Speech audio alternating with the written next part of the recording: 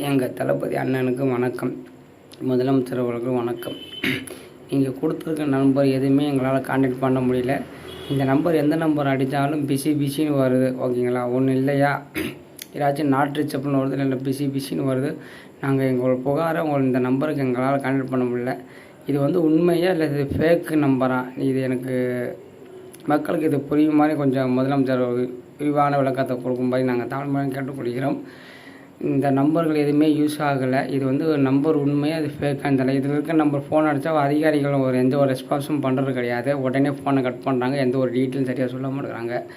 ரொம்ப சிரமமாக இருக்குது. இது உண்மையாக பொய்யா நீங்கள் கொடுத்துருக்க நம்பரு மறந்தாமல் நாங்கள் ஒரு அர்ஜென்ட்டுக்கு நான் ஒரு விஷயத்துக்கு ஃபோன் அடித்தேன். ஃபோன் பிஸின்னு வருது. எந்த நம்பரும் கனெக்ட் பண்ண முடியல. இந்த முதலமைச்சர் நான் வேண்டுகோள்கிறேன். தயவுசெய்து இந்த வீடியோ எல்லாருமே ஷேர் பண்ணுங்கள். நம்ம தளபதி அண்ணனுக்கு இந்த வீடியோ தெரியணும். ஓகேங்களா? அதனால் எல்லாருமே இதை ஷேர் பண்ணுங்கள். இதில் உங்கள் நண்பர் எல்லாத்துக்கும் ஷேர் பண்ணுங்கள். இந்த தளபதி அண்ணனுக்கு இந்த வீடியோ போய் சேரணும். இந்த நம்பர் எதுவுமே நம்மளால் கான்டாக்ட் பண்ண முடியல. நம்ம புகார் எதுவும் சொல்ல முடியல. நம்பர் எல்லாம் பிஸின்னு வருது. ரொம்ப கஷ்டமாக இருக்குது. நான் ஒரு விஷயத்துக்காண்டி நான் ஃபோன் அடித்தேன். ஃபோன் பிஸின்னு வருது.